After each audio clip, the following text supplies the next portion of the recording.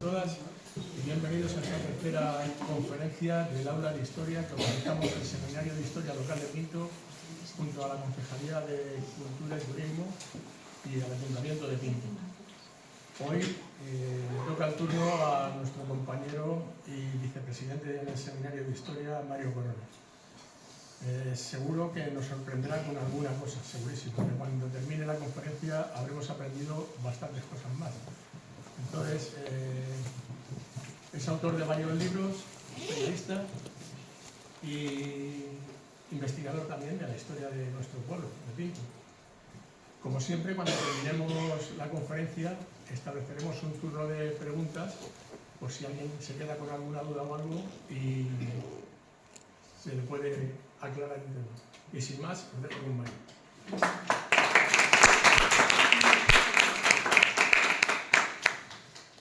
Bueno, buenas tardes a todos y bienvenidos a esta tercera conferencia del aula de historia. Y vamos a hablar pues, de los edificios de la familia Pantoja, que hoy estamos en uno de ellos, ¿no? Que es la Casa de la Cadena. Vamos a empezar con este dibujo, que es un dibujo de Gonzalo Arteaga, que sería cómo sería la Casa de la Cadena en los años 60. Bueno, vemos que el acceso, aunque lo vamos a ver todo en detalle, con un plano topográfico, pero bueno, nos hacemos una idea de cómo era esa puerta, cómo era un poco la fachada del edificio. Estas ya son imágenes de los años 70, esta primera de la izquierda es del fotógrafo local, Pepe Crespo, y bueno, vemos que el suelo, pues lo que dijo Luis en la primera conferencia, que es de canto rodado, y en la segunda, pues ya en la democracia, pues ya se asfaltan las calles, se colocan las aceras e incluso árboles, ¿no?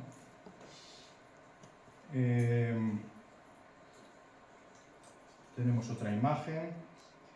Bueno, la vivienda se organizaba alrededor de un patio, ¿no? La planta adopta formas rectangulares y a este patio asoman dependencias de la vivienda y también establos o almacenes de grano. Es una casa de 2 plantas, también tenía bodega, y la altura de las plantas era bastante superior, ¿no? Bastante mayor a las casas que no pertenecen a la nobleza. Tenía una escalera de 3 tramos que subía a la planta alta. Y luego vemos que los huecos de la fachada, quizás lo veamos mejor en esta otra imagen, se dispone en un esquema compositivo clásico, ¿no? Y también tiene los dinteles destacados decorativamente, con el ladrillo que se llama asardinel, que son pues, colocados de manera vertical. El material de la fachada es ladrillo visto y tiene pues, un zócalo en la parte inferior de la vivienda. La recogida de aguas se orientaba mayoritariamente hacia el patio interior. La cubierta, que es de teja árabe, pues caía hacia el interior. Y luego pues, vemos una composición clásica, que sería, luego lo vamos a ver, que son las columnas del patio. Esta sería ya una imagen de algo más moderna. Y esto ya sería con la restauración, ¿no? La Casa de la Cadena es un edificio de 3.500 metros cuadrados. A través del plan Prisma se hizo la restauración, ¿no? De la Casa de la Cadena, a través de una iniciativa municipal en colaboración con la Comunidad de Madrid. Y nos ha llegado una casa señorial, ¿no? Que era original del siglo XVII-XVIII, aunque luego veremos que a finales del siglo XV parece ser que estuvieron los reyes católicos hospedados en ella, y pues tiene parte de la fachada, elementos aislados, el patio, estancias superiores, la bodega, y fueron remodelados en época cercana y sirvieron como casa a varias familias. La última que conocemos es Francisco Pérez, que la usaba para guardar máquinas, herramientas y objetos de la labranza. Y son todos los elementos del edificio que son típicos de la arquitectura civil madrileña del siglo XVII y XVIII, un estilo que se prolonga hasta el siglo XIX, siguiendo las líneas del maestro Juan Gómez de Mora. Este es un plano topográfico de 1860 y en él vemos, si veis el puntero, esta sería la Casa de la Cadena. La vamos a ver ahora en detalle, la Casa de la Cadena. Esta es la travesía de la Cadena, que es la actual calle Infanta Isabel. Y esta sería otra casa de los Pantoja, que vamos a ver, que es la que tenemos en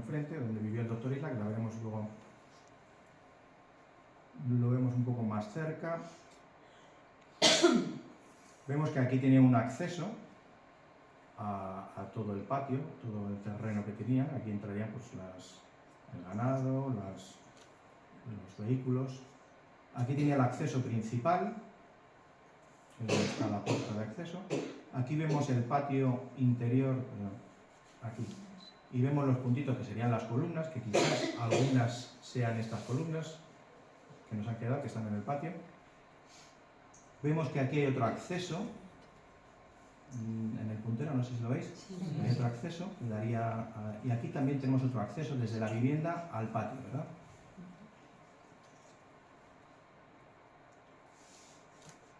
Bueno, un poquito más grande, lo vemos aquí más claro. Vemos que no hay líneas continuas, por tanto aquí hay un acceso al patio, vemos aquí otro acceso y la puerta principal y el acceso de los carruajes, animales, etc. Esta es una imagen de los años 70, sería el año 77, 78 aproximadamente. Ya vemos aquí, por ejemplo, donde está el puntero, este es el Paseo Dolores Soria, vemos el edificio de los maestros, vemos el asilo de Santa Rosa de Lima, vemos que ya no está el puente Zapatero, no está el arroyo, o sea que son los años 70 largos. Sería la casa de la cadena, sería esta. En el plano anterior vemos que la vivienda, a ver dónde tengo el puntero, aquí, llega hasta el final de la calle de la cadena, junto a la esquina hace con la calle Infanta Isabel. Y vemos que en esta imagen aérea de 1970 finaliza, pues donde estoy haciendo yo ahora mismo la línea, ¿no? Finalizaría ahí, como lo vemos aquí. Finaliza justo pues, a ras del patio, ¿no? Hoy en día está reconstruido el edificio pues haciendo un cuadrado entero, haciendo el patio, otra vez he perdido el puntero. Se ha reconstruido toda esta zona, que es la que estaba en 1860, y ha continuado hasta el final del edificio por detrás, ¿verdad? También vemos el edificio que hablaremos posteriormente, que es la casa que vamos a llamar del Doctor Isla, y el convento e iglesia de San José, otro edificio de los Pantoja. Esta es una imagen actual. Aquí vemos perfectamente cómo hasta aquí finalizaba el edificio de los años 70 del siglo pasado, y esta es la parte que se ha reconstruido, nueva, que no estaba, ¿no? Hasta aquí. Vemos aquí que en la casa del Doctor Isla, pues todo esto son edificios. Posteriormente veremos que todo este terreno, que ahora hay casas, era propiedad de la casa que tenemos enfrente de los Pantoja. Una cosa importante es que según la tradición, los orígenes de esta casa se sitúan a finales de la Edad Media, que fue los Reyes Católicos que se alojaron en ella y que se concedió a los propietarios, a la familia Pantoja, el derecho de asilo, ¿no? Era un privilegio donde, bueno, desgraciadamente no existe referencias documentales de este hecho. Sí existe, que es lo que tenemos en la imagen, en el libro de Hernando del Pulgar, cronista de los Reyes Católicos, afirma que en 1483, por eso lo he señalado, la fecha, importante, luego lo vamos a ver, pues los Reyes Católicos llegan a Madrid a principios de ese año y convocan la Junta General de la Santa Hermandad, y fueron juntos en la Villa de Pinto, ¿no? Tradicionalmente se dice que fue el 8 de marzo de 1483, pero ahora lo veremos en detenimiento. Los reyes se supone que se alojaron en esta casa, los Reyes Católicos, y de ahí viene el dicho, este célebre dicho de vete a Pinto, entra en Pantoja y dile al rey que te coja, no que te acoja, que hay algunos sitios que viene que te acoja, es que te coja, que también vamos a ver ahora este refrán, ¿no? Este dicho célebre. Este derecho se representa con una cadena encima del dintel de la puerta principal, y esto simboliza el derecho de asilo, ¿no? Que es un privilegio concedido por los monarcas en el medievo a determinados edificios civiles y religiosos en los que el perseguido no podía ser acusado por la justicia.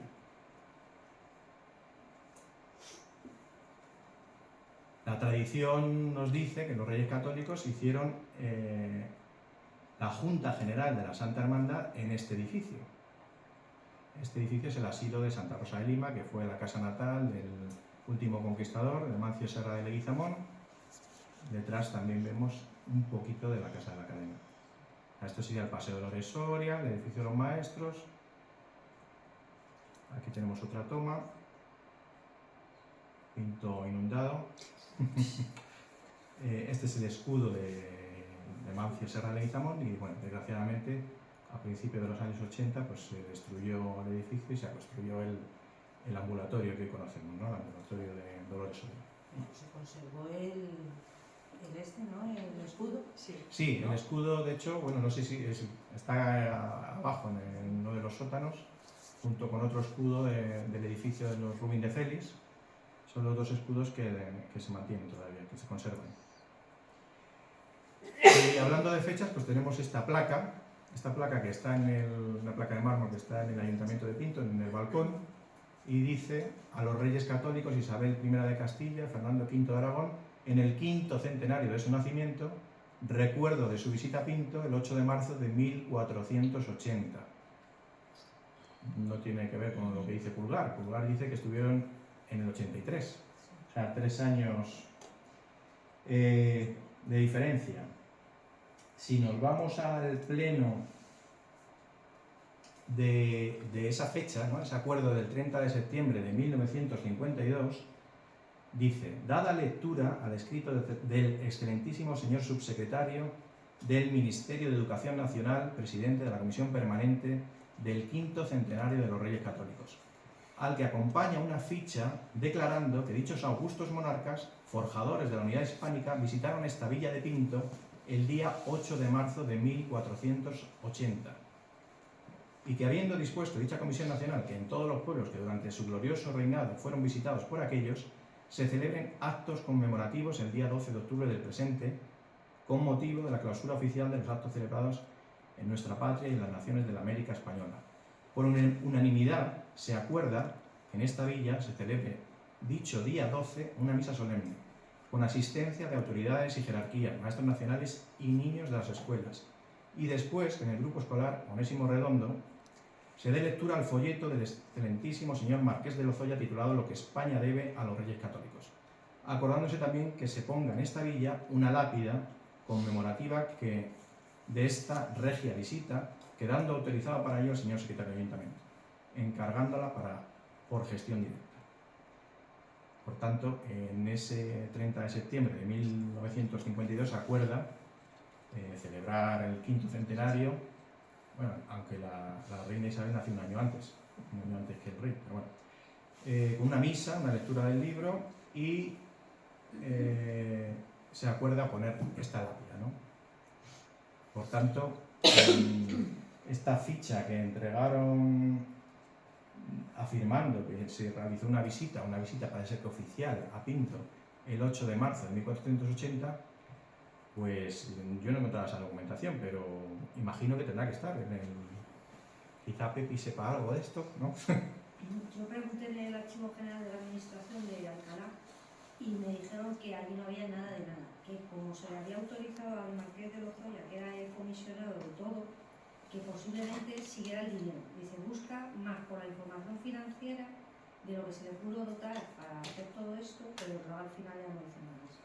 Pero allí no hay nada. O sea que esta ficha que se supone que llegó al ayuntamiento tampoco existe. Que sepamos no.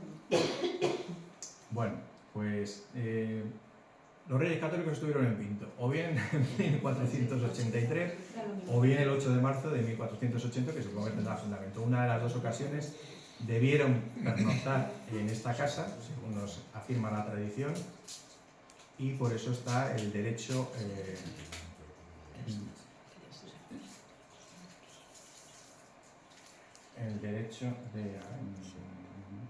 ¿cómo se llama? De asilo. De asilo. Esto es una imagen de 1936, del verano del 36, donde vemos también aquí, donde tengo el puntero, la Casa de la Cadena.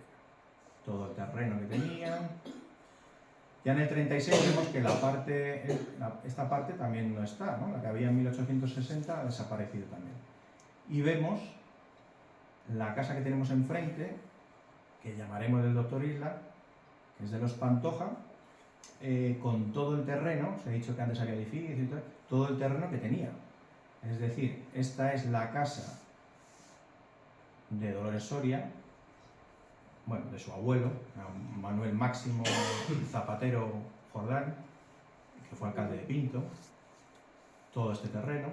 Luego aquí hay otra casa, que desconozco de quién es propiedad, y toda esta casa que hay aquí sería otra casa de los Pantoja. Es curioso que los Pantoja viven, pero bueno, esto es algo normal, ¿no? Los Hernando de Soto, que es otra familia muy importante de Pinto, vivían todos en la calle Santiago y en la plaza Santiago. Pues los Pantoja viven en la casa de la Cadena y en la casa grande, que normalmente se dice la casa del grande, y ahora lo veremos, yo creo que es la casa grande, y luego veremos por qué. Esto es un plano más, una imagen más en detalle. Curiosamente vemos que en la casa del doctor Isla se adivinan, o se quieren adivinar en la imagen, como que está hecha de ladrillo, a semejanza de la casa que donde estamos, ¿no? No sé si lo veis, ahora está recubierto de yeso. De hecho, si nos fijamos cuando salgamos en esta parte de aquí donde empieza el yeso, se ven los ladrillos. O sea, era originalmente de ladrillo. Esta es una imagen anterior de 1922, otra imagen aérea, donde vemos la casa de los Pantoja, del doctor Isla, la casa de la Cadena y la casa grande, ya con la iglesia y todo. Ya en esta época, donde está tomada esta fotografía, ya estaba el doctor Isla viviendo aquí. Empezó en 1917 a vivir en Pinto. Bueno, esto es una superposición de dos imágenes, una imagen antigua y una imagen actual, que hizo Olmos para una exposición que hicimos del Pinto de ayer a hoy. Y vemos que bueno, la reconstrucción es bastante buena. Y hablando del dicho, ¿no? Entra en Pinto, entra en Pantoja y diga al rey que te coja, pues la primera referencia que he encontrado es de 1851, es esta, es un artículo que realiza Antonio María Rubio, que era el secretario de la Reina Madre, de María Cristina de Borbón, y dice, bueno, esto está hecho con motivo de la inauguración del ferrocarril el 9 de febrero de 1851, la línea Madrid-Aranjuez. Entonces el secretario de la Reina Madre viaja en ese tren inaugural y realiza un estupendo artículo donde va describiendo un poco cómo es ese viaje, ¿no? Entonces, al llegar a Pinto, dice, a poco nos habíamos embocado en Pinto, recordando sin querer el dicho vulgar de embócate en Pinto y luego en Pantoja, y di que te cojan. Frase que ya presintió el ferrocarril y que se dice desde un tiempo en que el embocarse en Pinto no era tan fácil como ahora. Esa es la primera referencia que yo he encontrado. Luego encontramos otra, en 1942, del médico José Ramón Mozota, la topografía médica del término municipal de Pinto, donde dice, de gran importancia histórica es también la célebre Casa de Pantoja, situada en la calle de la Cadena, donde existía una cadena como signo de derecho de asilo que la asistía. De esta casa se decía el refrán tan conocido de vete a Pinto, entra en Pantoja y dile al rey que te coja. Esto en 1942. En el año 66, Sainz de Robles, en su crónica y guía de la provincia de Madrid, pues también. Interés puramente histórico tiene la Casa de la Cadena, que fue de la familia Pantoja, en la calle de la Cadena, que gozó del famoso derecho de asilo para cuantos malhechores se refugiaran en ella. Todavía se recuerda la copla alusiva a este derecho, vete a Pinto, entra en Pantoja y dile al rey que te coja. Otra cosa interesante es este anuncio que he encontrado en 1862, donde se dice, vamos al primero de la izquierda, se vende en pública y doble subasta una casa situada en la villa de Pinto y su calle de la Cadena, propia del excelentísimo señor duque de Osuna y del infantado por la cantidad de 48.000 reales de vellón, tal. Y a la derecha, unos meses más tarde, esto es de enero, pues esto es en junio, se vende en pública subasta y doble subasta una casa principal en la Villa de Pinto, propiedad del excelentísimo señor Duque de Osuna y del Infantado. Bueno, pues el Duque de Osuna y el Infantado era Mariano Tellez Girón, 1814-1882, que era el Duque de Osuna y Duque del Infantado. Él tuvo una vida de lujo, pero acabó su vida en la más absoluta ruina, ¿no? Hay una expresión que dice ni que fueras de Osuna, en referencia a un gasto disparatado, ¿no? Y de él se decía que podía cruzar media España sin salir de sus posesiones. Y fue 20 veces grande de España. Pues probablemente, en base a este anuncio, la casa principal, ¿no?, la calle de la Cadena, tenía que ser esta. Pues era el propietario, por lo menos en 1862.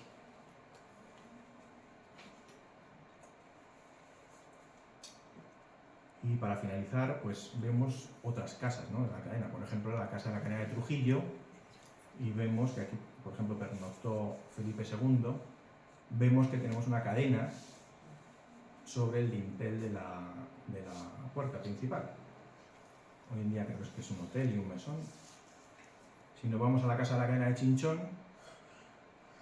pues también observamos una cadena en la puerta principal.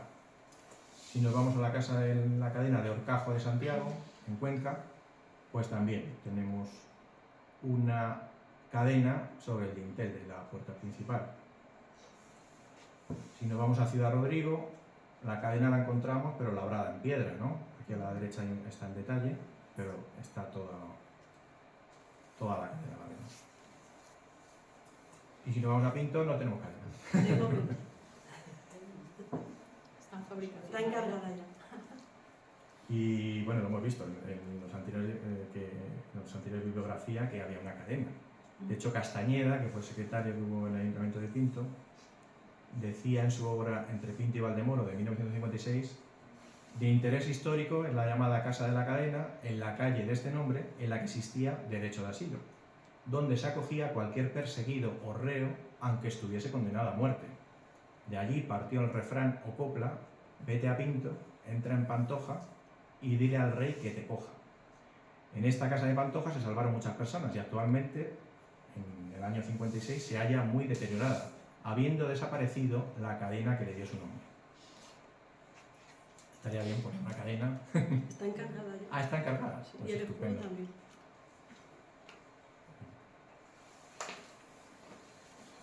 La siguiente casa de los Pantoja sería la que yo he denominado, para diferenciarla, la casa del doctor Isla, ¿no? Aquí vemos el escudo. Bueno, el escudo está encima de la puerta principal. Aquí está en detalle. Yo creo que de tantas capas de pintura, de cal o no sé, se ha perdido un poco el dibujo, pero bueno, es de los Pantoja, evidentemente. Bueno, y estas son las tres... Hay una cosa que se me ha olvidado, perdonad, de la casa de los Pantoja, que encontré el otro día en la Biblioteca Regional de Madrid, bueno, de Joaquín Laguina. Hay un artículo de Gonzalo Arteaga que se llama Psicofonías en la Casa de la Cadena. Conocía el título, pero no conocía el interior de este artículo, ¿no? Y bueno, fui el otro día, fui la semana pasada, y bueno, se supone que, cuenta Gonzalo, que él vivía aquí, en la calle Infanta Isabel, que se vivía enfrente. La casa era de un amigo suyo, a ver si encuentro el nombre. Casimiro. Lo he dicho antes el nombre. Casimiro, yo creo, ¿no? No. O Francisco Pérez. Francisco Pérez. Esto lo publica en el año 2005 y ya había fallecido Francisco Pérez. Y está hablando de que esto sucedió como hace 10, 12 años. O sea, que sería el año 93, 95, 1993, 1995. Y aquí pues hacían comidas, ¿no? Hacían paellas, hacían calderetas. Y venía uno de los comensales, era el doctor Jordán Peña, que es José Luis Jordán Peña, que era médico psicólogo, vicepresidente de la Sociedad Española de Parapsicología y por aquel tiempo director del laboratorio de la referida sociedad. O sea, una personalidad en lo metafísico, ¿no? y decide pues hacer psicofonía, ¿no?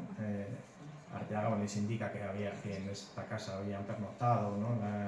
Los Reyes Católicos, aunque aquí dice que pernoctaron unas noches, en plural, pero luego si queréis, alguien, si lo quiere echar un ojo, lo puede echar, ¿eh? Son fotografías, porque no me dejan hacer fotocopia, y bueno, pues saco el móvil y hago fotos.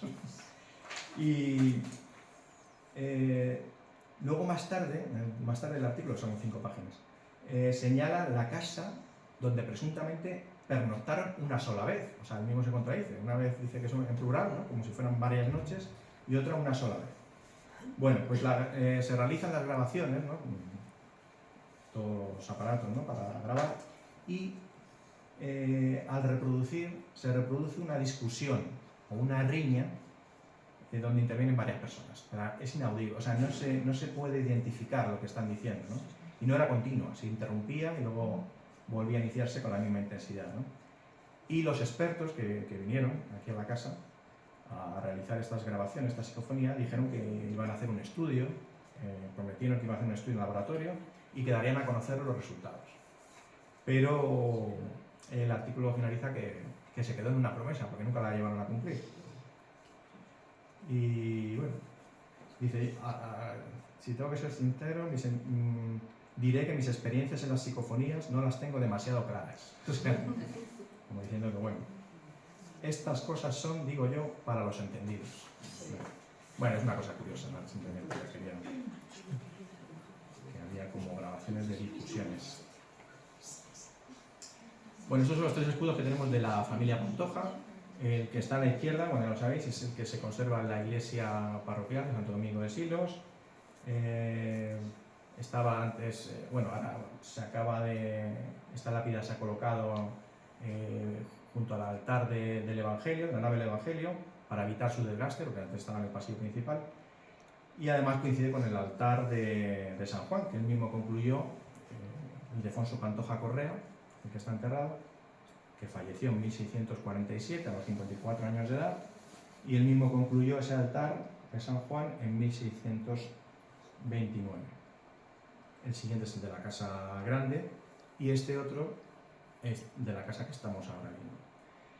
Esta casa fue propiedad desde 1917 hasta 1929, que fallece, del doctor Enrique Isla Bolombul. Es la que está situada enfrente de la Casa de la Cadena, y también en la Guerra Civil, cuando el convento es un hospital de sangre, pues se dedica esta vivienda para las enfermeras que trabajaban en el hospital de sangre, ¿no?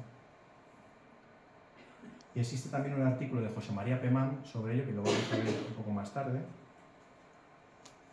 El doctor Isla, bueno, fue una de las figuras más representativas de la cirugía española, uno de los mejores cirujanos anatómicos, y fue miembro de la Real Academia de Medicina en 1908, a partir de 1908. Fue jefe de cirugía y autopsias del Hospital Provincial y director de la Casa de la Maternidad.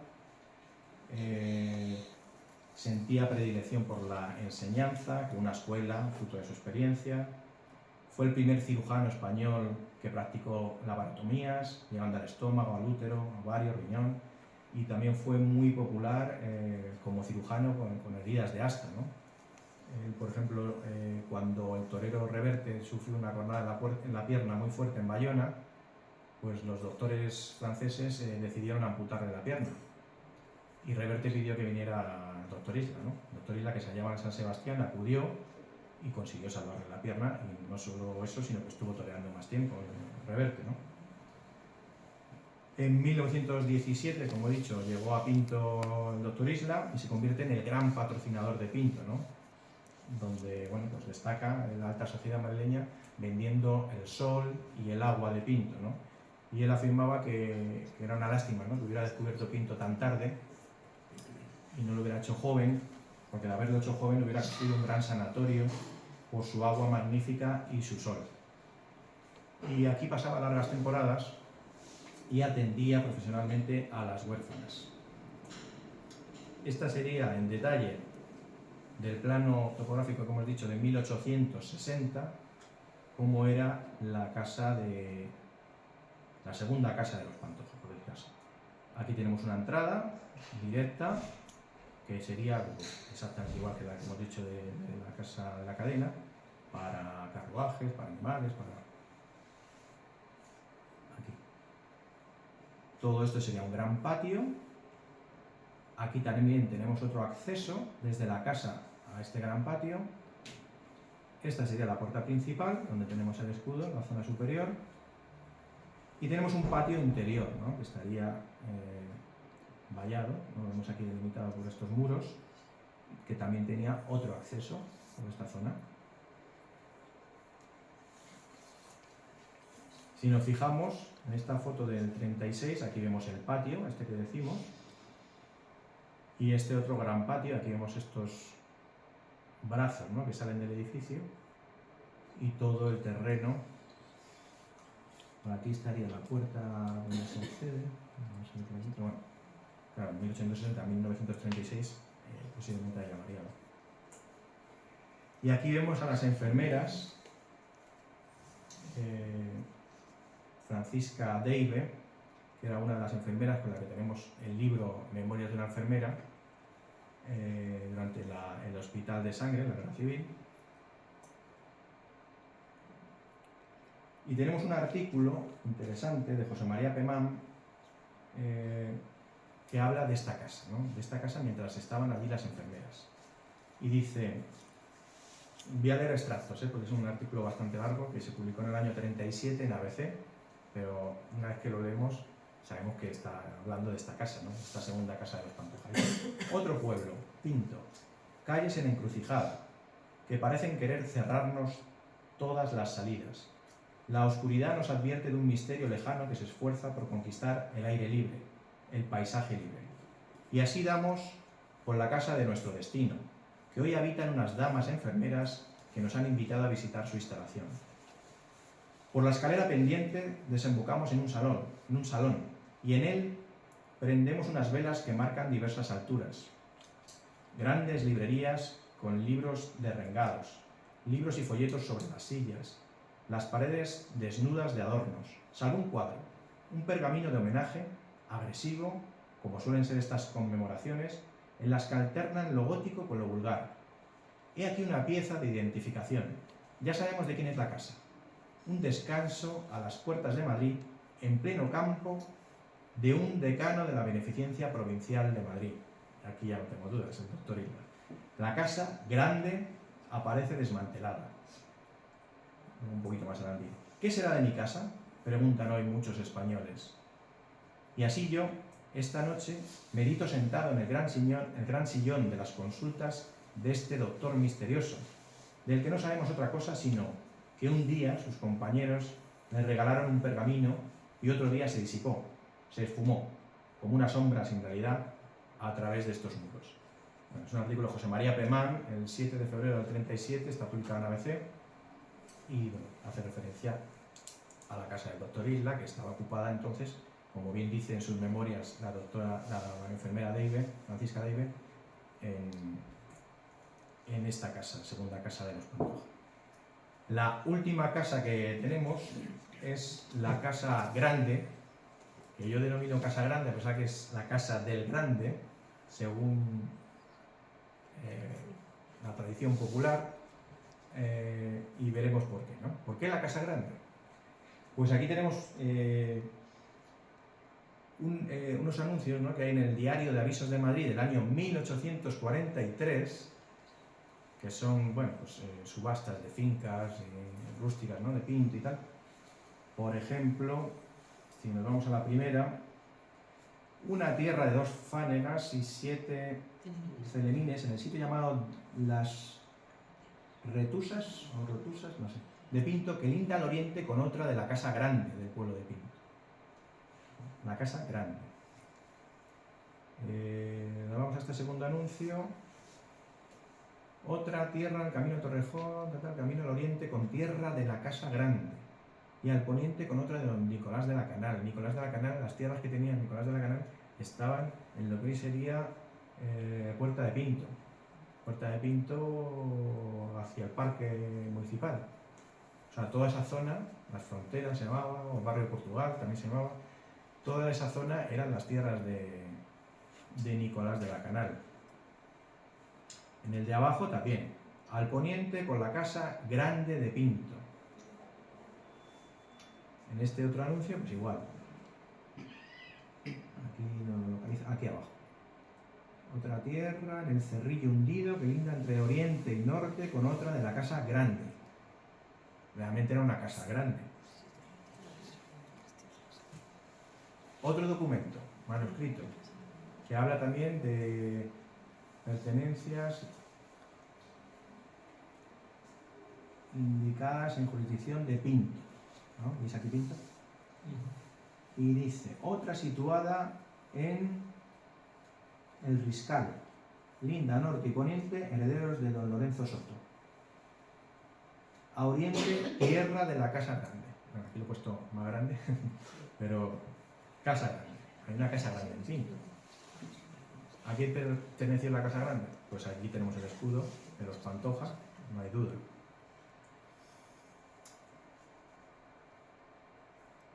O sea, había referencias que indicaban la casa grande de Pinto, la casa grande del pueblo de Pinto o tierras de la casa grande.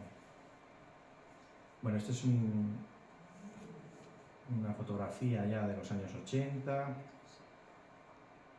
Esta se me ha debido colar, no tenía que estar aquí. Las dimensiones del edificio, bueno, este es un primer plano topográfico que tenemos de Pinto de 1808-1814, pero aquí no adivinamos nada. Veríamos un poco el arroyo por aquí, supuestamente pues estaría por aquí la casa grande, pero no la adivinamos en este plano. Pero tenemos este otro plano de 1858, donde aquí ya sí vemos la casa de los Pantoja, la casa de la cadena, la segunda casa de los Pantoja y la casa grande, ¿no? Que sería todo esto. En este año ya 58 ya están las monjas de la Sagrada Familia de Burdeos, ya hay un convento, perdón, ya hay un colegio de huérfanas de San José en Pinto. Y vemos que hay dos patios, ¿verdad? Tenemos un patio aquí que lo estoy señalando más pequeñito. Vemos otro patio aquí en forma de L, más grande. Vemos tierras y huerta. Y por aquí pues parece que hay un pozo o algo, no sé. Vale, si superponemos este plano con un plano actual, con un plano de los que vemos hoy en día en cualquier navegador, superponemos y tenemos la dimensión de la iglesia exactamente igual. Tenemos las calles exactamente igual. Tendríamos aquí la casa de la cadena, la estoy señalando con el puntero, y tenemos la casa que están exactamente igual, vamos. Y vemos que si aquí donde está el puntero, finaliza la iglesia de San José, lo que es la capilla, pues tendríamos que ir a esta zona donde finalizaría el edificio original, ¿no? De 1858. Aquí lo vemos un poco más en detalle. ¿A dónde quiero llegar con esto? Tenemos un libro de las memorias de la madre Emanuel Rita Bonar, la madre Bonar, la Buena Madre. Tenemos una calle, la calle Buena Madre está dedicada a ella, que le escribe al padre Pedro Bienvenido Noailles, que es el fundador, ¿no? de esta orden, de la Sagrada Familia de Burdeos. Está en francés, pero bueno, lo voy a leer traducido, donde está pidiendo permiso para comprar este edificio, ¿verdad? Para traer el colegio de San José, que se había creado unos meses antes en Madrid, en 1855, y ella, por una serie de motivos que luego veremos, quiere traer este colegio a Pinto, ¿no? Y entonces, en esta imagen de la derecha, abajo,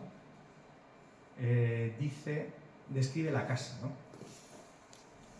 Dice, el lugar está sano, ventilado, tiene recursos, y la comida es más barata que en Madrid. Está hablando de Pinto. La casa es grande. Aquí, estoy aquí. La maison es grande. Ya ha servido como colegio para más de 60 niños pequeños. Esto vamos a ver, estamos hablando de la compañía de guardias jóvenes.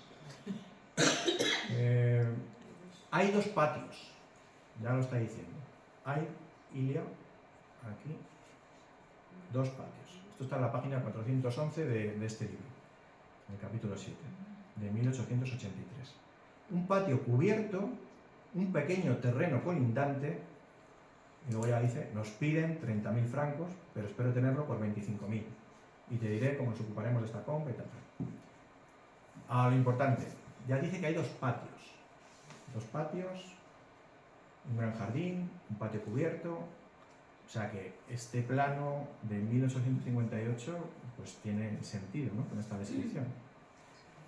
Vamos a seguir hablando de la historia de este edificio. Y claro, no tendría sentido hablar de la Casa Grande, de todo lo que va a suceder, si no hablamos de la llegada del ferrocarril. El ferrocarril, bueno, este es un grabado de Vicente Urrabieta, que fue vecino de Pinto, por cierto, padre de Daniel Bierge, de la inauguración del ferrocarril el 9 de febrero de 1851, la segunda línea, bueno, realmente fue tercera, porque Cuba era española en aquel momento, y la primera fue en Cuba, la segunda Barcelona-Mataró, la tercera sería Madrid-Aranjuez en el año 51. Y cuanto antes se empleaban, antes de la llegada del ferrocarril, se empleaban casi 3 horas en diligencia para venir a Pinto, pues una vez inaugurada, pues son 36, 37 minutos. Entonces esto es importante, ¿no? En los primeros años el ferrocarril transportaba 690 personas en cada uno de los 3 viajes diarios, y esto es crucial, ¿no?, para cómo va a desarrollarse a partir de este momento Pinto, no solo a nivel industrial, compañía colonial, sino a nivel también turístico, ¿no?, que viene mucha gente a veranear, la colonia veraniega, mucha gente importante, ¿no?, militares, literatos, Rosario de Acuña, Pérez Street, etcétera, etcétera. Sino también porque vendrá la compañía de guardias jóvenes que crea el duque de Ahumada, ¿no? El 26 de enero del 53, de 1853, 9 años después de la fundación de la Guardia Civil, el duque de Ahumada, ante el número de bajas que se producían en el cuerpo, pues eleva una propuesta para crear un establecimiento que acogiera a los huérfanos de dicho cuerpo. El duque de Ahumada es el que aparece a la izquierda. Esto es un grabado, pero de un guardia joven, pero no de los primeros. Los primeros hay que tenían una única botonera, y aquí tienen 2 botoneras. Esto ya sería a partir de los años 63, que recuerdo. Este establecimiento, la compañía de guardias jóvenes, serviría para premiar a los hijos, en los hijos las virtudes de los padres, es decir, darles formación y que nutran las filas del cuerpo. Y la reina Isabel II aprueba la propuesta el 1 de abril de 1853. El 1 de abril pasado pues hicimos el acto de los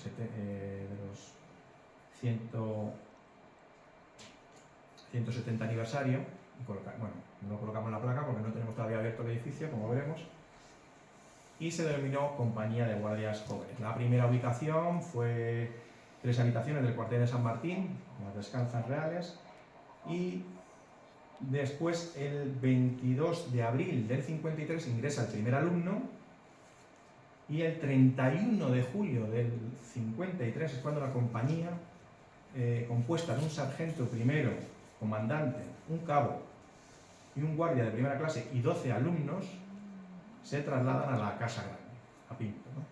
Y se pagaban 100.000 reales de Bellón anuales por el alquiler, y su propietario entonces era don Manuel de Rimbaud Ruiz de Corella. Yo no he encontrado ningún documento sobre esto, pero sí que hay sitios donde se dice que es así, con lo cual entiendo que será así. Yo no he encontrado ningún documento de este hecho, o sea, de que el propietario sea Manuel de Rimbaud Ruiz de Corella. Bueno, este es un dibujo que realicé, serían los 12 primeros alumnos que vinieron a Pinto, ¿no? El año 53 finaliza con 30 alumnos. El 8 de marzo del 54 se concede a la compañía la primera bandera nacional de la Guardia Civil, para que pudieran jurar con ello los alumnos, y se amplían las condiciones para ingresar para hijos no huérfanos del personal del cuerpo. Y bueno, la educación dentro del régimen militar, los jóvenes adquirían el grado más alto de robustez física y cultura intelectual y moral. Daban lectura, escritura, doctrina cristiana, gramática castellana, aritmética, geografía, física, música, nociones de topografía, táctica de infantería, cartilla del cuerpo y gimnasia. Bueno, esta es una imagen, un cuadro del Duque de Ahumada. Que bueno, tenemos la referencia que la primera vez que viene el Duque de Ahumada aquí a visitar a las tropas, que pasar revista, ¿no?, de inspección, es el 26 de diciembre de 1853. Esto es una cosa curiosa, es un documento, ¿no?, que el subteniente Tomás María Pérez envía al alcalde constitucional de la Villa de Pinto en 1854, porque en la madrugada del 16 de marzo, dos guardias que vigilaban en la casa, el establecimiento, tras oír golpes en la puerta principal, encuentran que prendía sobre la reja, entre harapos, un niño, ¿no?, un bebé. Y al quitarle esos trapos, pues ven que en el pecho llevaba un papel que ponía: no está bautizado ni lleva agua de socorro. La esposa de un cabo, que también estaba amamantando otro hijo, estaba criando otro hijo, pues amamantó a este bebé abandonado y luego fue un alumno, ¿no?, un alumno del colegio. Pues este es el documento que tenemos. Otro hecho importante fue la bicalvarada, ¿no?, en Pinto. Durante la Revolución de 1854, el general O'Donnell hizo su entrada en Pinto, acompañado de 600 caballos y 400 infantes, inutilizó el telégrafo, inutilizó el ferrocarril, levantando algunos de sus carriles, y como la Guardia Civil se mantuvo leal al gobierno legítimo, pues trataron de formar otra compañía. ¿Y qué hicieron? Pues robar los uniformes de la compañía de Guardia Jóvenes, ¿no? Aquí recogieron 5 uniformes de los monitores existentes y todo el correaje y armamento de los jóvenes. Estos son grabados de la época, también de Vicente Urrabieta, vecino nuestro. Esto es interesante también, como alumno, bueno, como curiosidad, cuando fuimos hace 3 años a visitar el colegio, a vernos compañeras, colegio de Guardia Jóvenes Duque de Ahumada, a Valdemoro, al visitar las instalaciones, el Museo de Historia, ¿no?, que tienen allí, el Cabo Leal, Feal, no, bueno, le dije que había un guardia joven, y el libro que nos entregó yo lo tenía ya, lo había comprado en toda colección, me lo había leído, y vi que había un guardia joven que había sido alcalde de Pinto, ¿no?, que es Emilio Zubiría y Gallar. Y bueno, pues aquí lo tenemos. En este listado del 1854 de todos los componentes que tenía la compañía, pues aquí donde estoy señalando aparece, aquí ya en grande, Emilio Zubiría. Más tarde sería su hermano Manuel también. Él es el alumno número 43 en la orden general. Su padre era don Manuel Zubiría. Aquí vemos su ficha, ¿no?, de inscripción, con la firma del alcalde, aquí abajo, Anastasio Burgos. Y bueno, pues todo, pues lo que era, ¿no? Luego estaría su hermano Manuel, sería el número 80 en la orden general, que llegó a ser teniente coronel de infantería. En 1887, siendo alcalde de Pinto Pedro Rubín de Celis, él sería primer teniente de alcalde. Cuando fallece siendo alcalde Pedro Rubín de Celis en febrero de 1891, Emilio Zubiría toma la alcaldía, ¿no?, aunque será brevemente. Pero luego en 1900, hasta 1903, será alcalde de Pinto. Y bueno, otro hecho curioso, también una vez me llamó por teléfono el cabo y me dijo: oye, ¿dónde está la lápida? Y bueno, yo no estaba allí, pero por teléfono le indiqué dónde estaba la lápida, y desde entonces el colegio pues no solo limpia la lápida, sino que también todos los 1 de noviembre pues ponen flores, como vemos aquí. Y bueno, pues vemos aquí que hay 7 cuerpos. Está Emilio Zubiría, que falleció en 1915. Está su hermano Manuel, que falleció en 1900, ya siendo alcalde Emilio de Pinto.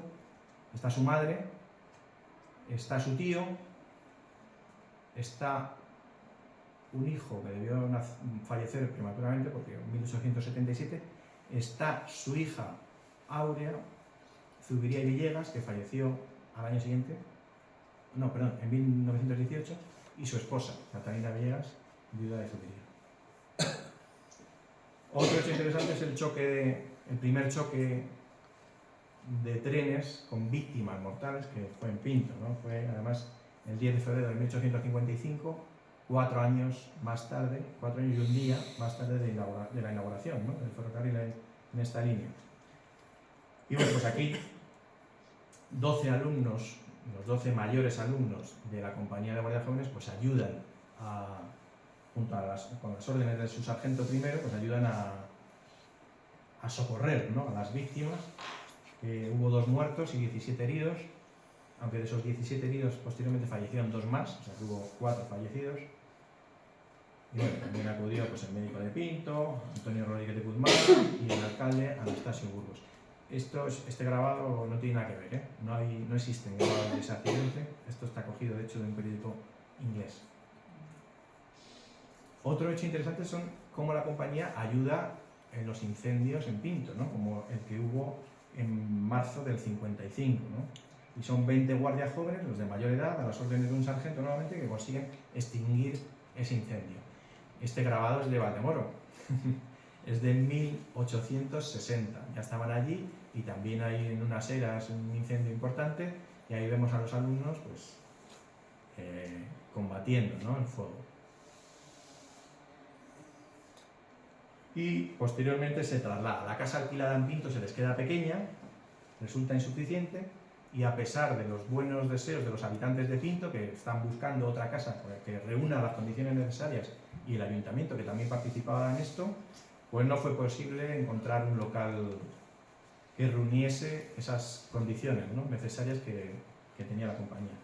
Entonces deciden explorar otras poblaciones, y a finales de noviembre del 55 se compra en Valdemoro una antigua fábrica de tejidos, que es esta que vemos en la imagen, al precio de 110.000 reales de Bellón, a 11 plazos, es decir, lo que estábamos en Pinto, por el alquiler.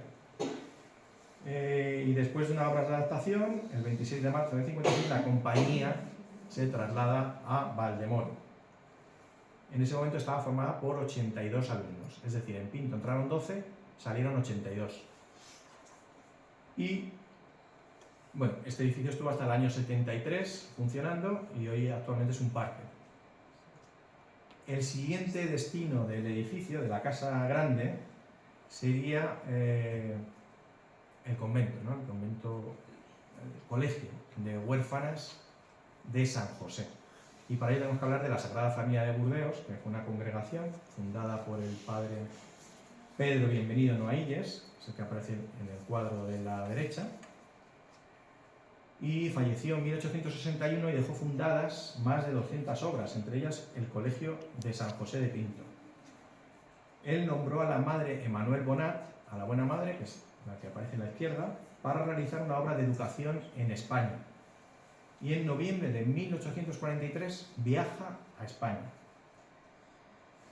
Y aquí, bueno, primero se instala en un piso de la calle del Barquillo, y ahí, bueno, hay dos niñas nada más que están ahí para aprender francés, pero después van a un colegio, a un convento medio abandonado de capuchinos, y ahí fundan el Colegio de Señoritas de Nuestra Señora de Loreto en Madrid, que adquirirá gran reputación, y allí la madre Bonat entra en contacto con la nobleza y la alta aristocracia, ¿no?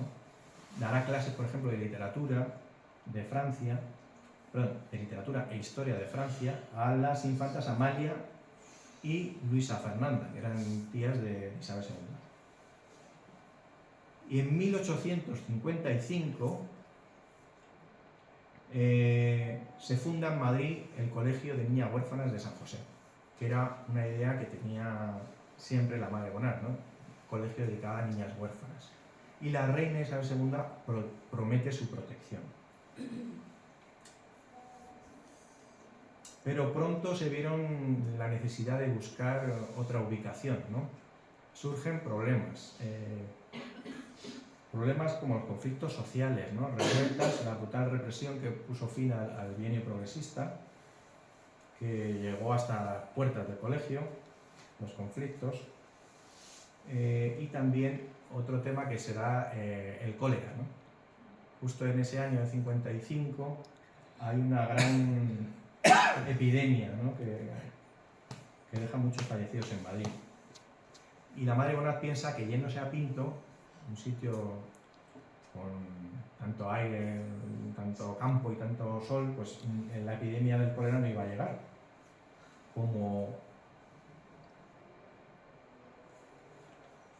De abril a octubre del 55, como ella misma y un médico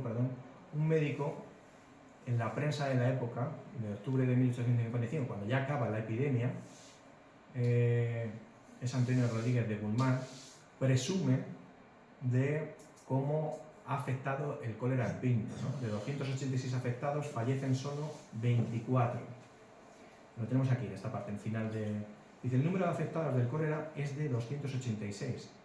De todos los invadidos siguen padeciendo 7. Se han muerto entre hombres, mujeres y niños y ancianos 24 curados. 24. Curados los demás. Y dice, cuando otro pueda decir otro tanto, dejaré mi método y aceptaré el que me ofrezca. Bueno, pues se presume de su método, ¿no? Para combatir el cólera.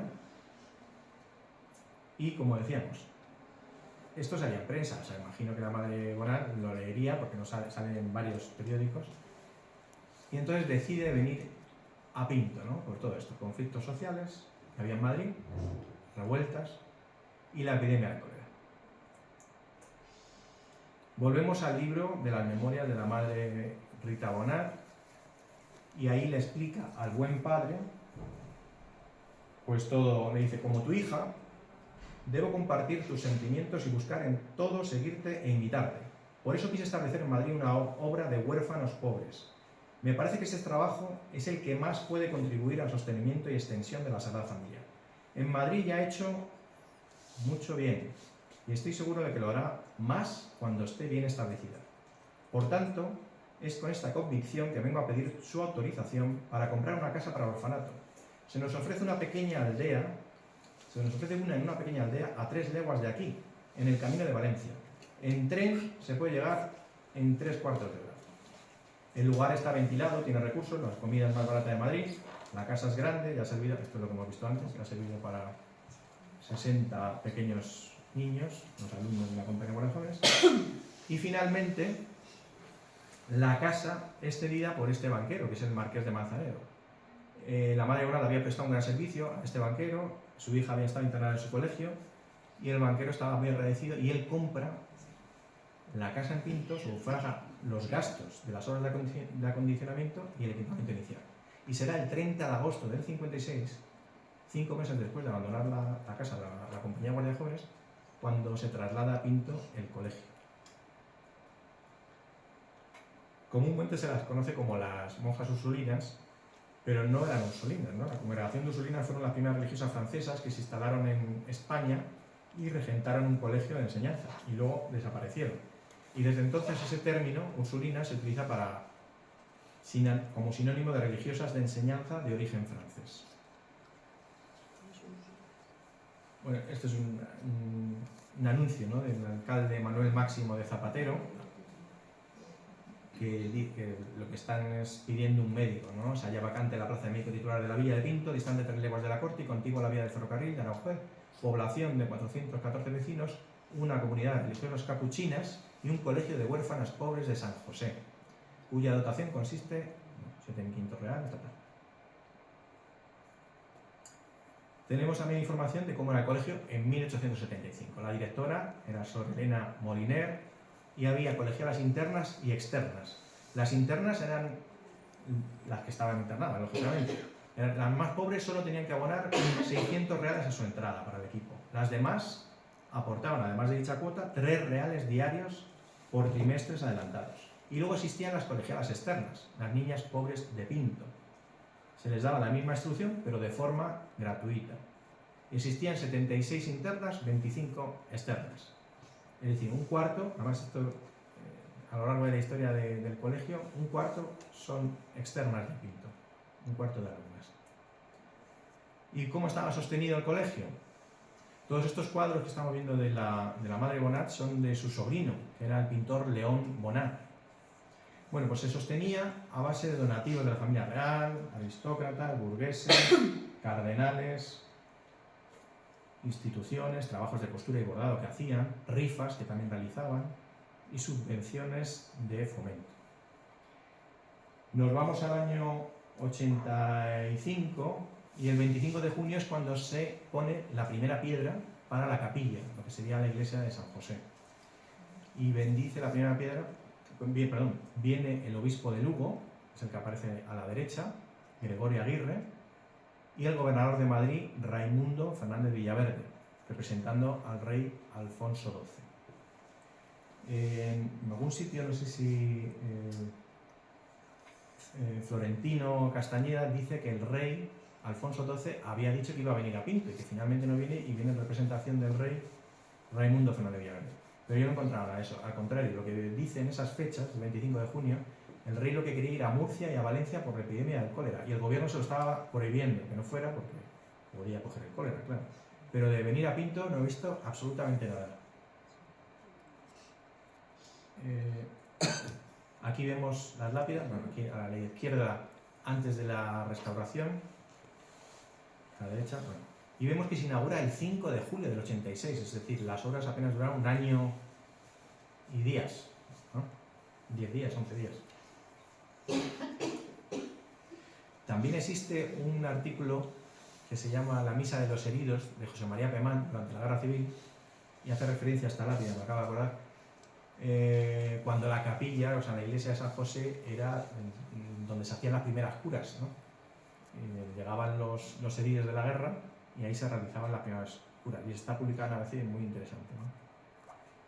La inauguración de la capilla, construida en un año de limosnas, y es obra del Marqués de Cubas, que es el que aparece en las dos imágenes de los extremos. El Marqués de Cubas es una figura muy interesante, fue alcalde de Madrid y fue un reputado arquitecto. Fue, por ejemplo, la Almudena de Madrid, original, era obra suya, o el asilo de huérfanos del Sagrado Corazón, que ya desapareció en el año 73, creo que lo derrumbaron, que es el que aparece a la derecha, Claudio Coello. Ambos fueron inaugurados en julio de 1886.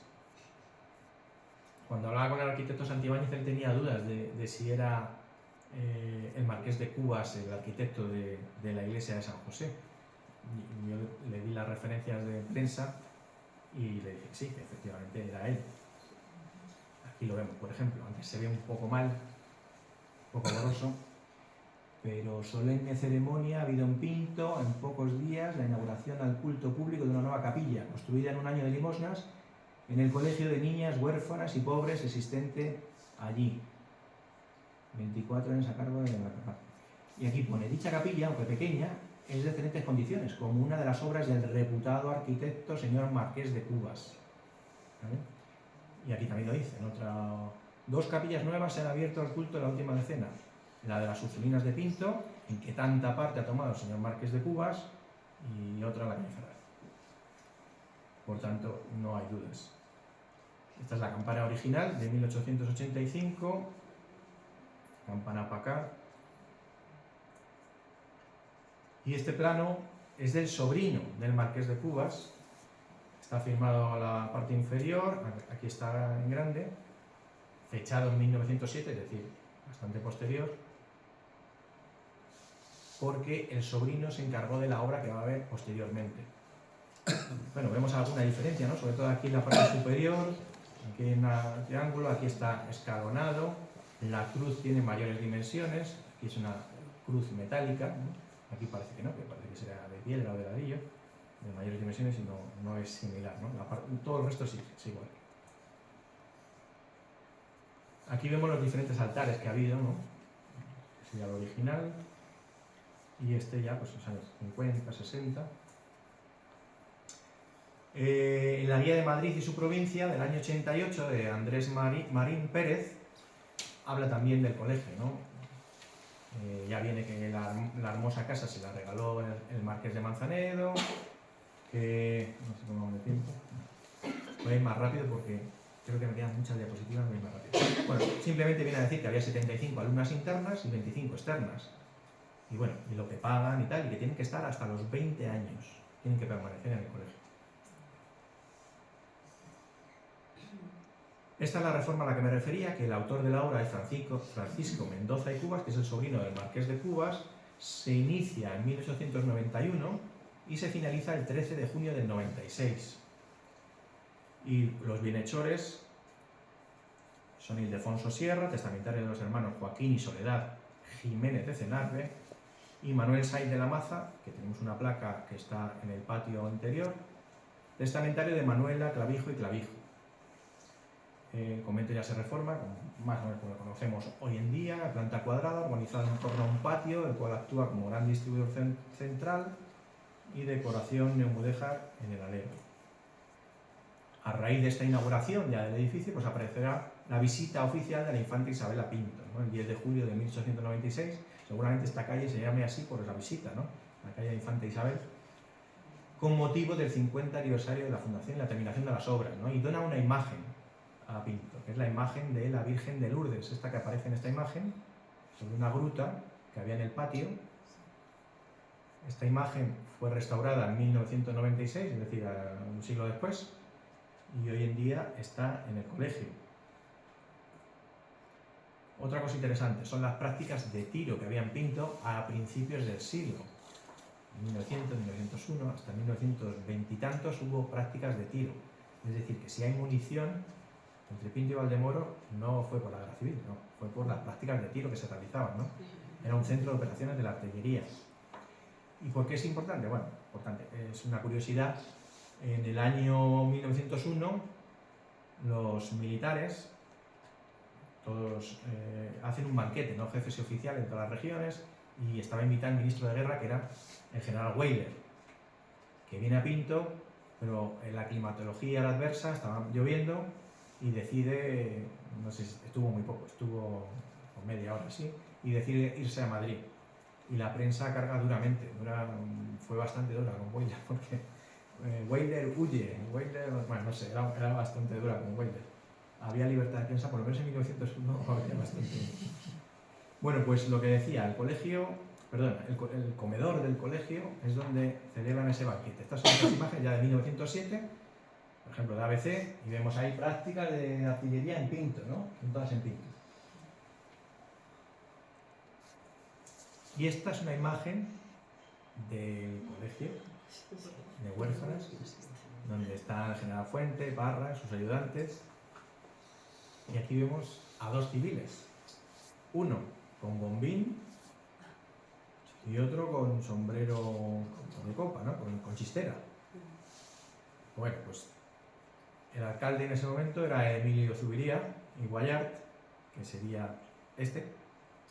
De hecho, la prensa elogia a Emilio Zubiría porque fue él el que hizo todo el banquete y todo el que estableció dónde se tenían que poner, dar viviendas, ¿no? Alojar a todos los generales, a todos los ayudantes y tal. Pues fue él. Y el de atrás era su primer teniente de alcalde, que es Emilio Sáez, que fue también director de la compañía colonial, etcétera, etcétera. Y vivía en la Casa de los Cabellos. Emilio Sáez Aparicio. No hay más civiles, tienen que ser ellos.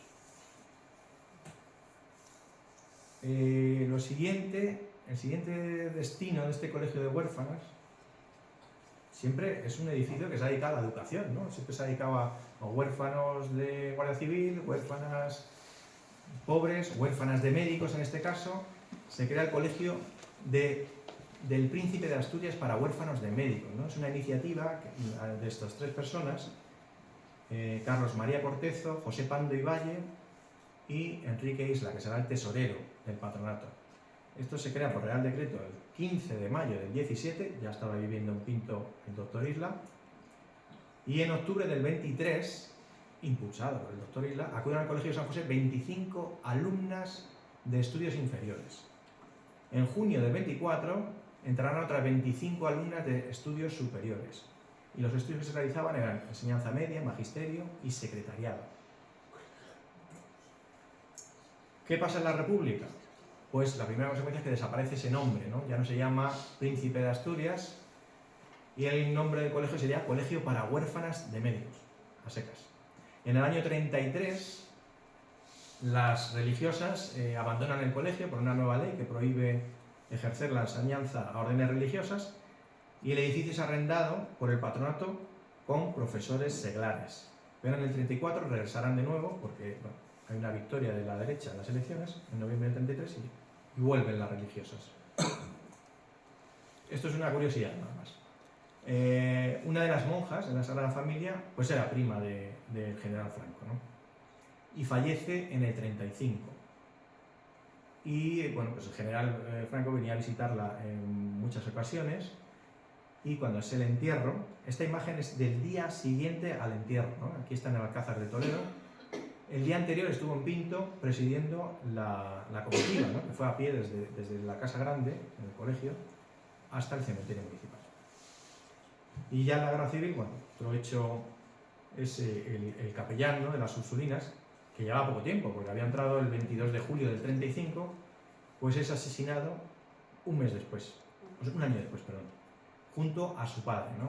Fueron encerrados en el Teatro de Pinto, y parece ser que cuando vienen las milicias de Madrid, el alcalde los suelta a todos y a ellos les indica que vayan en dirección a Parla, y bueno, pues cuando vienen las milicias les indican que se han ido hacia Parla y los van a buscar y los asesinan, ¿no? El padre parece ser que dijo que le asesinaran primero a él, pero no cumplieron esta voluntad.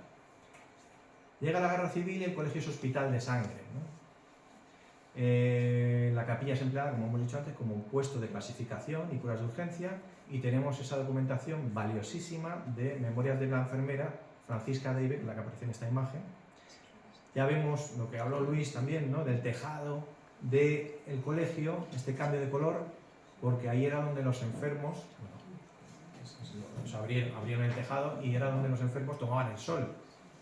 Y vemos también, bueno, cómo estaba esta puerta, ¿no?, esta cancela, y este muro perimetral, porque todo era parte del hospital. Estas son imágenes que tenemos aquí vemos parte del convento, aquí vemos el comedor, aquí vemos el lavadero, de aquella época, ¿no? Todas son imágenes que nos ha conseguido nuestro compañero Miguel Ángel García.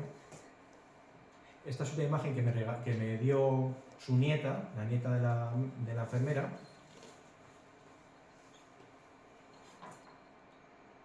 Y bueno, la casa, lo que hemos dicho, ¿no?, donde se alojaban estas enfermeras, era la casa del doctor Isla, ¿no? Posteriormente es un internado de huérfanas de suboficiales del ejército, ¿no? Y aquí vemos, bueno, tenemos fotografías de cómo eran las camas. Voy a ir un poquito más porque me estoy yendo mucho de tiempo. Hay mucha documentación sobre lo que hacían, sobre cómo vestían, los uniformes, lo que estudiaban, la costura, todo lo que hacían, cómo era el teatro. Este era el teatro que había originalmente. Todas las actividades lúdicas que hacían, ¿no? Hacían bailes, hacían teatro, bailes regionales, música. Bueno, ahí vemos el corro de la patata, vemos ahí la Virgen, la gruta, ¿no?, con la Virgen de Lourdes que hemos hablado, donada por la infanta Isabel. Bueno, más imágenes, juegos. Esta ya es una imagen a la derecha de 1956, haciendo la comunión. Esto es una curiosidad, es una imagen donada en 1873 de la imagen de San José, que durante mucho tiempo estuvo en la espadaña de la iglesia, y que parece ser que le cayó un rayo encima, y originalmente era blanca, y actualmente es así, ¿no? Tiene este color que tiene, más oscuro. Y en 1961 se reconoce al colegio como centro de grado superior de enseñanza media. En el 68 se construye un edificio para albergar instalaciones educativas que está unido al anterior con una pasarela, que luego vamos a ver una imagen. En el 70 se construye una filial del Instituto Puig Adam de Getafe para impartir el bachillerato alimental, y desaparecerán en el 74. Y las huérfanas, a principios de los años 70, la huérfana de militares pasarán al colegio de Guadalajara. Y se construye también internado masculino en el edificio hoy desaparecido, que sería la Chabola, que estaba adosado al muro de la calle San Martín, quedando las niñas en el edificio antiguo. Bueno, esto viene provocado por la desaparición, ¿no?, del colegio, por la ruina del colegio Onésimo Redondo, del grupo escolar. Aquí vemos la pasarela, ¿verdad? Esta es la pasarela del edificio antiguo al moderno, que el moderno es este. Es una imagen del año 68. No me he detenido en las diferentes etapas de construcción, ya habló Luis en la primera conferencia, y son otras imágenes. El primer instituto, en el año 77, hay un acuerdo entre el Ayuntamiento y la Congregación de la Sagrada Familia para la instalación del antiguo internado que funcione como instituto de bachillerato en Pinto. Hay 400 plazas hasta la inauguración del Vicente Alexandre. También será escuela de adultos. Y en el año 81 se crea el Patronato de Cultura, ya en la democracia. En el 83 el Ayuntamiento compra el inmueble. En ese verano se inaugura el primer centro municipal de cultura de la historia de Pinto. En enero del 86 comienzan unas obras de remodelación. En abril del 87 se inaugura el Centro Municipal de Cultura, que vino la Orquesta Mondragón. Estas imágenes del alcalde entonces, de Carlos Penny, son de aquel acto. Y bueno, ahí vemos a un compañero nuestro, ¿no?, el seminario, y todo lo que tenía, ¿no?, las actividades que tenía: biblioteca, escuela municipal de música, la emisora municipal, ¿no?, Radio Gido, la escuela de danza, la escuela municipal de dibujo, pintura, taller de cerámica, taller de artesanía, oficina de información juvenil, seminario de historia de Pinto, taller municipal de teatro, sala de exposiciones. Bueno, pues daba gusto, ¿no?, pasar por ese patio, ¿no? Era respirar cultura, ¿no? Era el sonido de un instrumento, el olor al óleo, ¿no?, la pintura al óleo, estudiantes descansando, bailarines de ballet, los del teatro, los de la Radio Gido, ¿no? Una lástima. Aquí está el conserje que tuvimos. Fabián. Sí, Fabián. Ahí la pillaba, bueno, Ceballos. Fabián Ceballos y Antonio Gómez de la Cruz, que era el director de cultura, compañero nuestro del seminario. Bueno, es una imagen aérea de los años 80, con el patio con árboles, la biblioteca municipal, que era Ramírez, ¿no?, el director. El salón de actos o teatro de Pinto, el que teníamos entonces. El altar, cómo ha cambiado, ¿no?, lo veíamos antes, y cómo estaba en los últimos momentos, ¿no?, a la derecha. Ahí es una imagen de la coral de Pinto. Y luego, bueno, pues el desastre, ¿no? En 2007 se cierra la iglesia por riesgo, y en enero del 2010 se desploma parte de la bóveda, como vemos en la imagen, y el 3 de marzo del 2010 se cierra el Centro Municipal de Cultura para realizar un estudio técnico y no se vuelve a abrir. Estas son imágenes ya de cuando se van a iniciar, están poniendo el cartel de que se inician las obras, ¿no? Las obras empezaron el día de San José, un 19 de marzo del 2018. Ahí vemos la imagen, cómo ya están quitando todos los escombros, cómo quitan todo el techo y cómo se ha reconstruido el techo con madera de pino de Euskadi y a la manera, con los medios actuales, pero a la manera de finales del siglo XIX. Aquí vemos que el plazo de ejecución eran 12 meses. Pero Eran años, se confundieron. Se equivocaron. la empresa constructora Capsa, bueno, pues no estuvo muy fina. Bueno, imágenes un poco de la restauración, de cómo está el arquitecto, de la rehabilitación de todo el conjunto, Miguel Ángel Santibáñez. Hoy en día esta parte es practicable, ¿no? Se puede acceder desde esta estructura que han creado, se puede acceder al campanario. Este soy yo, de la foto, este me lo hizo Miguel Ángel. Y desde aquí se puede acceder a la parte superior, que es esta imagen central que se ve, y se puede ver, la verdad que es fantástico esta visita, ¿no? Es visitable. Se puede ver pues, todos estos arcos, ¿no? Toda esta estructura de pilares de madera, y se ve perfectamente, vamos. Y bueno, pues así ha quedado. Esta sería la primera fase de las obras.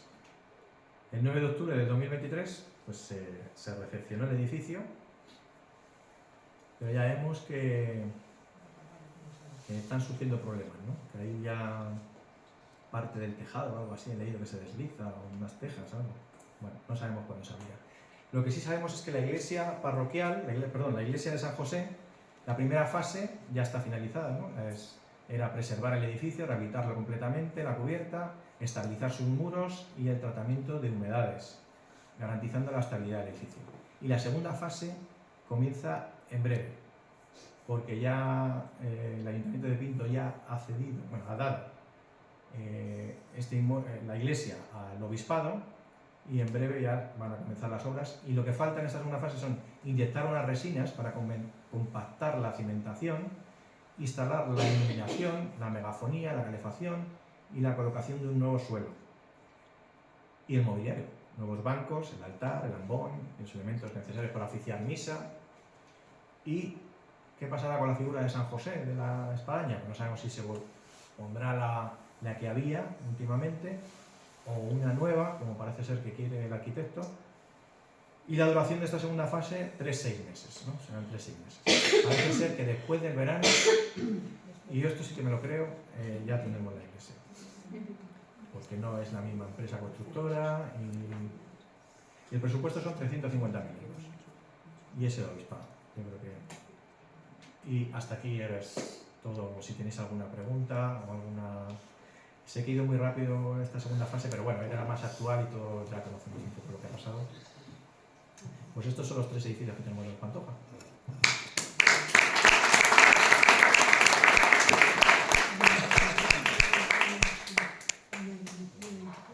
Muchas gracias, Mario, por tu conferencia. Si alguien tiene alguna pregunta para hacer o algo.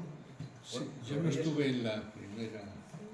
Me gustaría saber el origen de la Casa Grande, si es posible. Se ha hecho una cronología de la familia Pantoja en los 5 primeros meses.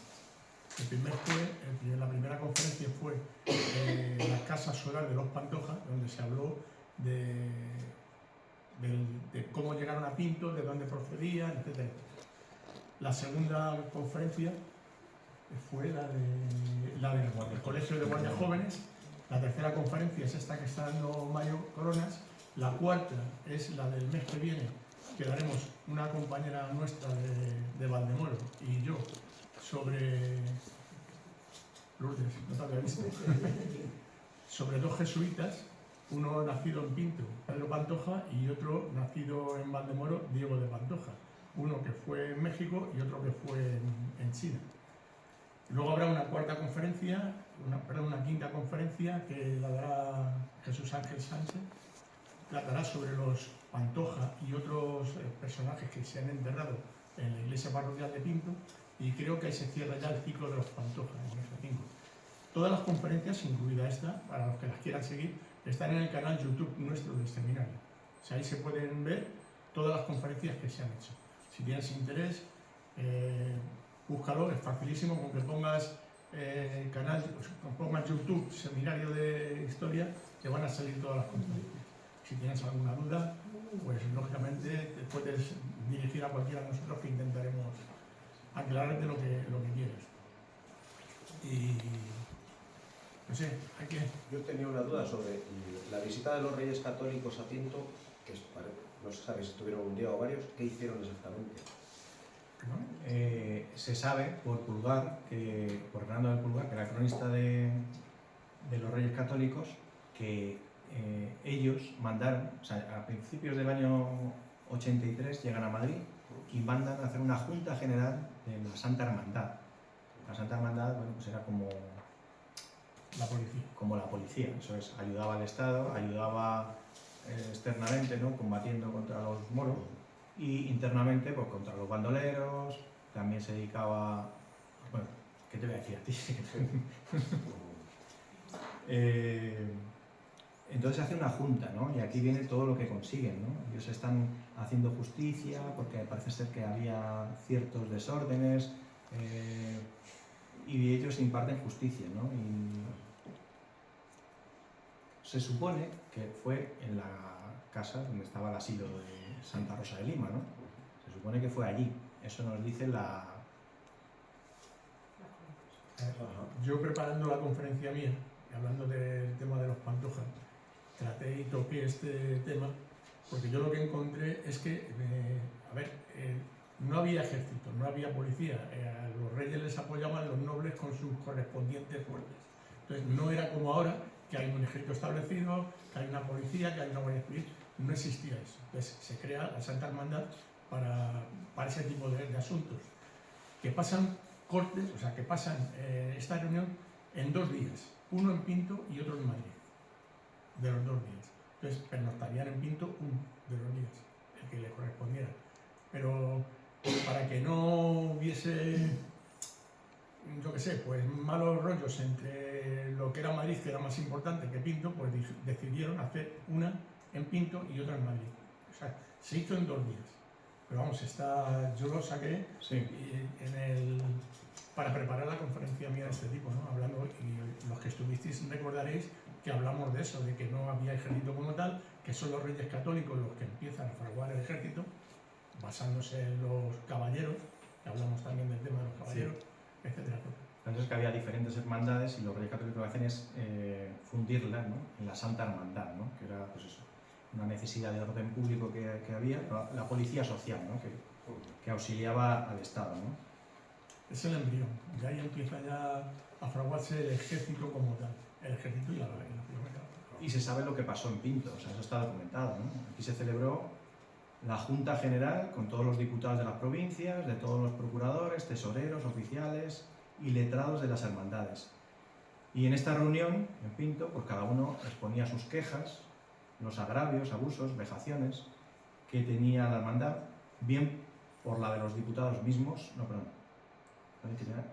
bien por parte de los capitanes, empleados o cuadrilleros de la hermandad, o bien por la de los diputados mismos, ¿no? Entonces los reyes oyeron las quejas y las demandas, las querellas, hicieron justicia, sin acepción de personas, moderaron los salarios, organizaron, acabaron de moralizar la institución y agradecidos los procuradores de las hermandades a su imparcial y justiciera conducta, les otorgaron hasta 8.000 hombres y 16.000 mulas que habían pedido para reforzar y abastecer el mantenimiento de la guarnición de Alhama, que estaba asediada por moros, ¿no? Mira, aquí, justo esto es lo que viene en este documento, ¿no? Eso es lo que pasó en la Junta General de la Santa Hermandad que se celebró en Pinto. ¿Cuándo? A principios de 1483. Y luego lo que tenemos es otro documento que parece ser que se hizo llegar a nuestro ayuntamiento, que dice que hubo una visita de los reyes católicos el 8 de marzo de 1480. Lo que está escrito es 483, 1483. Es lo que cuesta en... Sí, según Hernando Pulgar, está claro. Ahora, a lo mejor, siempre decimos 8 de marzo del 83, ¿no? Sí. Mezclamos las dos. ¿Alguna otra pregunta? Sí. ¿Se sabe cuál es el edificio más antiguo de Pinto?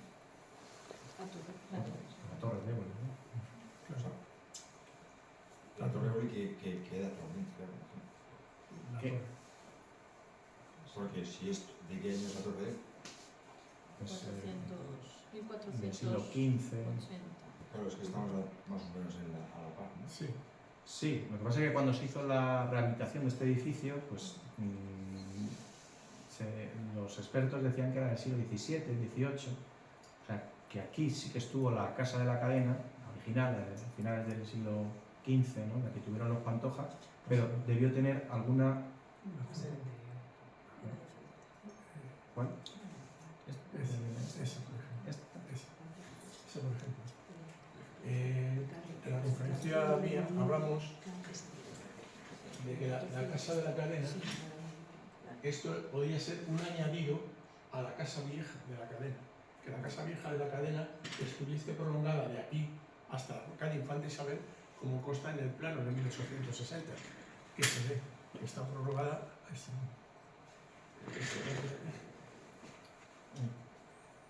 este tipo, y que llegase hasta aquí, lo que es la primitiva casa de la cadena, la del siglo XV.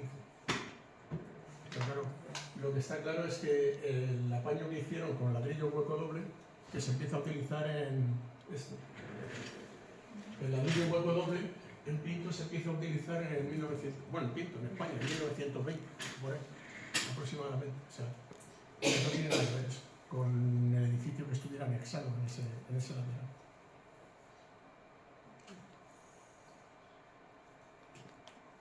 ¿Alguna cosa más? Bueno, la casa del doctor Isla, lo que sí está es muy cambiada desde sus inicios. Es decir, por ejemplo, donde era cubierta toda de teja árabe a dos aguas, en estos momentos es una terraza corriente y moliente. Igual pasa con lo que era la zona del patio, pues igual, ahí se ve. Incluso hay huecos que están diferentes en la actualidad a como era primitivamente. Ahí vive gente, en la del doctor Isla. Sí, No sé quién está. Bueno, pues si no hay ninguna pregunta más, la próxima, el mes que viene, mi compañera Lourdes y yo hablaremos de los dos jesuitas, el de Pinto y el de Valdemoro. Por eso la hemos titulado Entre Pinto y Valdemoro. Venga, mejor dicho.